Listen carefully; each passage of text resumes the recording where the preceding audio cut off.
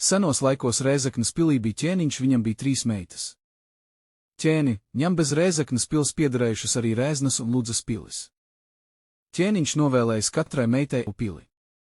Bet Rēzeknes pils princese iemīlējusi kādu koklētāju, kas koklējis pie pils vaļņa.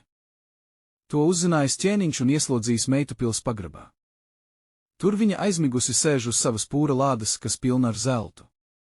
Katrā pusē viņai nikns suns. Arī pie pagraba vārtiem sēž tāds pats suns.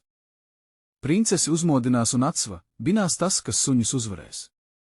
Ir bijuši pārdrošnieki, kas to mēģinā, juši, bet nevienam tas nav izdevies. Tā princese vēl sēž un gaida. Reizi gadā princesē naktī atļauts iziet no pagraba.